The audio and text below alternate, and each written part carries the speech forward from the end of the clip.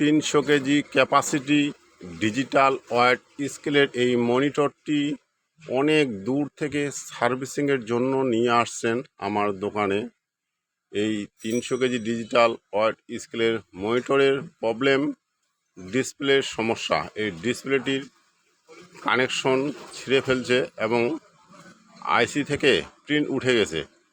আমি এই আইসি থেকে এই প্রিন্ট খুঁজে বের করে আমি কেবল কানেকশন দিব, তারপরে দেখব এই লাইট বোর্ডটি ঠিক আছে কি না, লাইট আসতেছে কি না।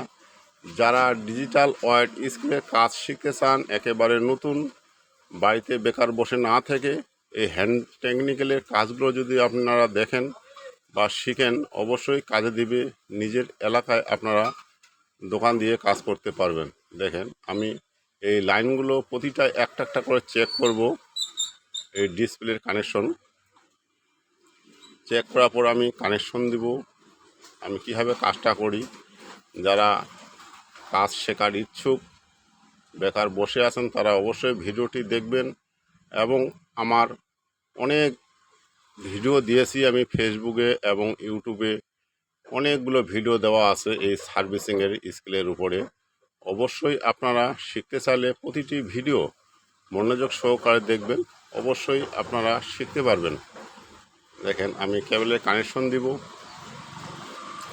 আমি সব ধরনের ডিজিটাল ওয়েট স্কেল নতুন বিক্রি করে থাকি এবং গ্যারান্টি সহকারে সার্ভিসিংয়ের কাজ করে থাকি।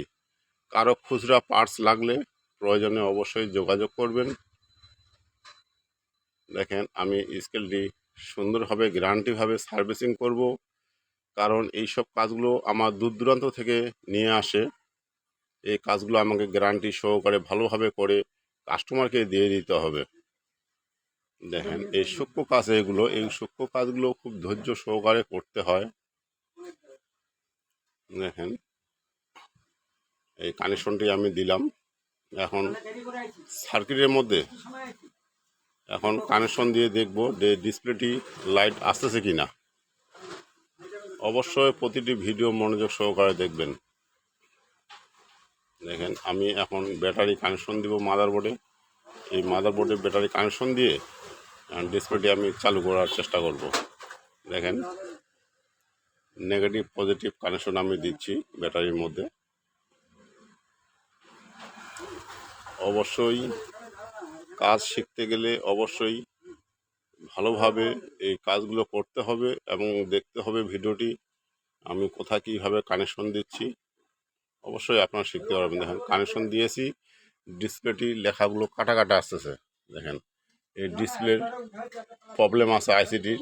এখন আইসির পিনগুলো আমি সুন্দরভাবে একটা একটা করে চেক করব কেন এই কাটা কাটা আসতেছে।